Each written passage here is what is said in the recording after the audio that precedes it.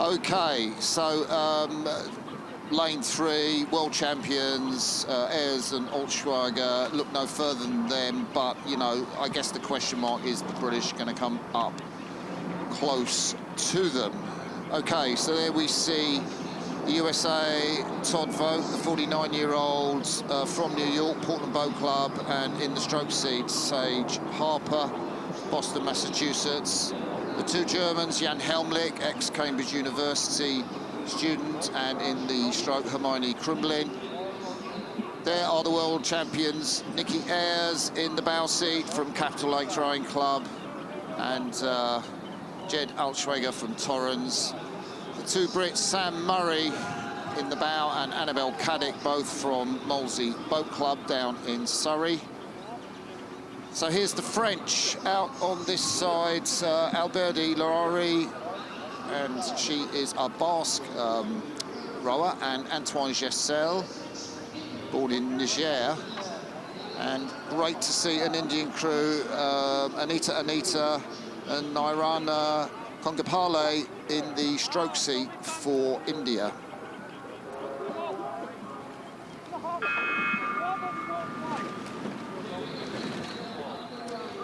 Well, the first time we're going to see the Australians this season at a World Rowing event. Nikki Ayers, Jed Altschwager, you've already mentioned they're not only the reigning world champions, world best time holders, and difficult to get competition in Europe, as we talked about before, the Aussies.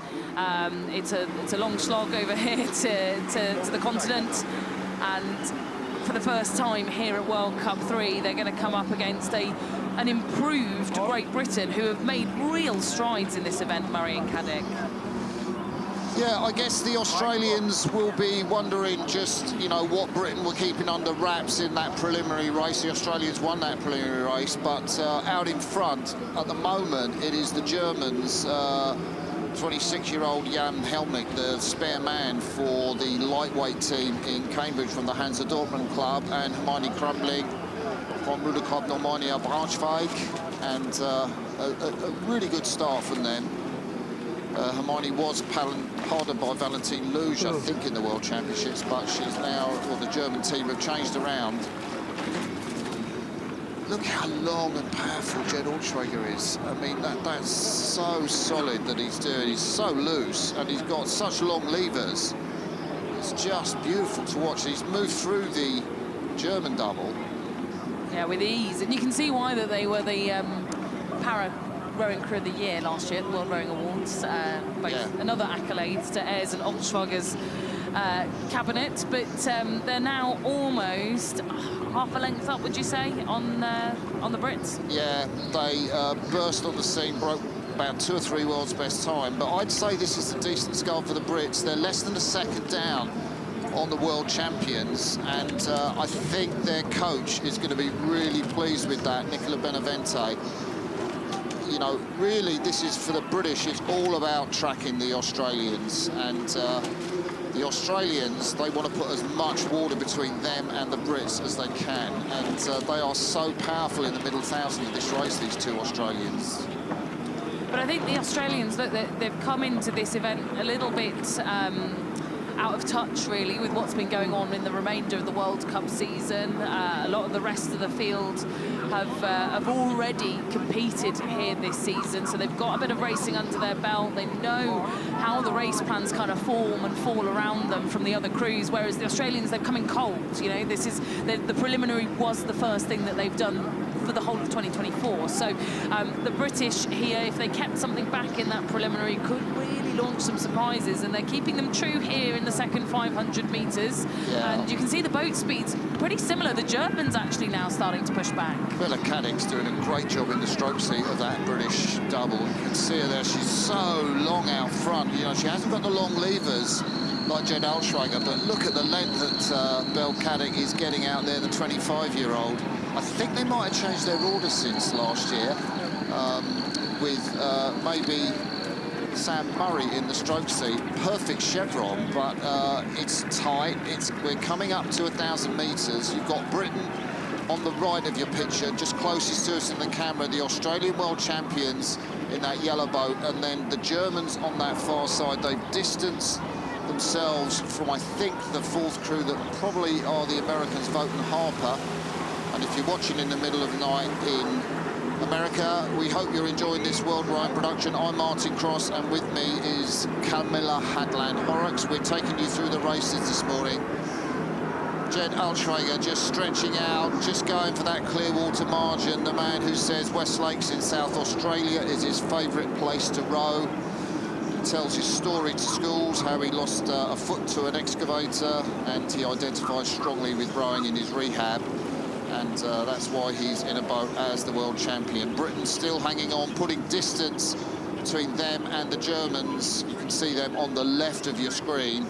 And the question for me is, have Britain worked too hard to have something in reserve in this third quarter to get back on the Australians?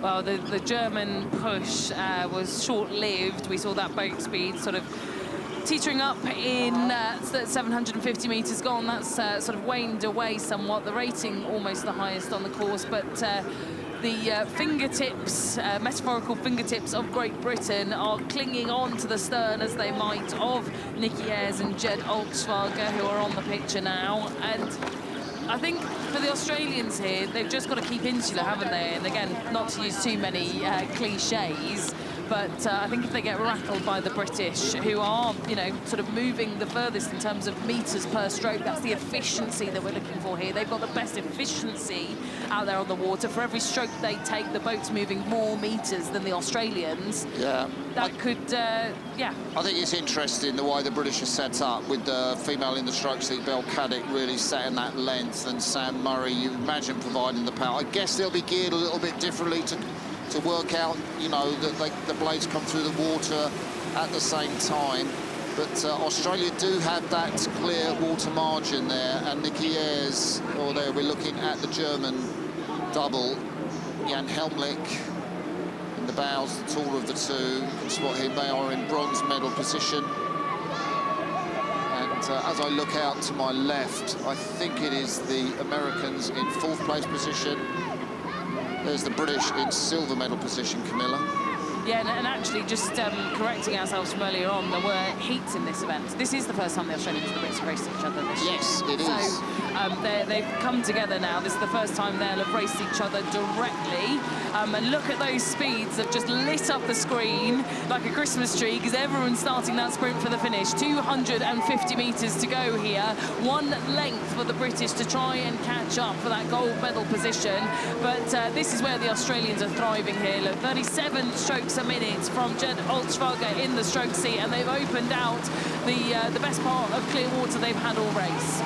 I really like what this Australian double are doing. They've been really long, really smooth. They've worked so hard. You can see Jed gritting his teeth there in the stroke seat, the big man, but his hands are moving smoothly around the back turn.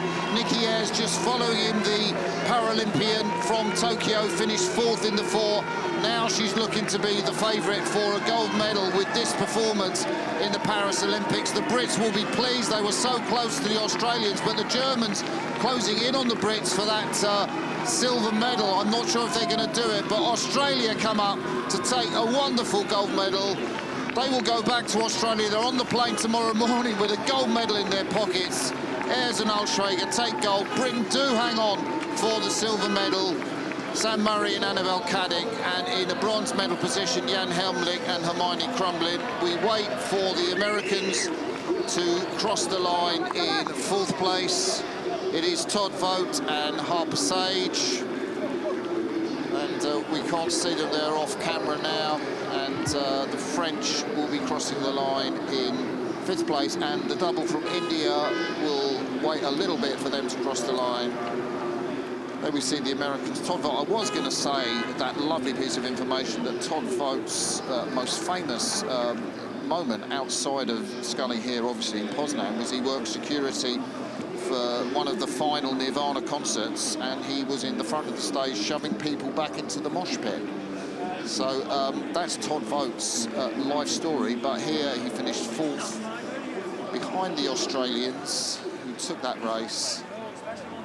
It's such a great find for the sport, Jed Altschwager, the man from South Australia.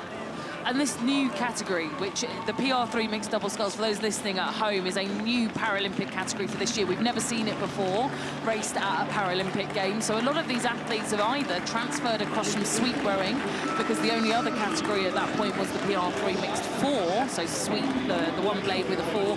But this time around, they've got sculling as an option in the PR3 mixed double, so lots of new talent being found here. Yeah, confirmation, 7:21 for Erge and Altschwager, outside of their world's best time. Murray and Caddick taking the silver.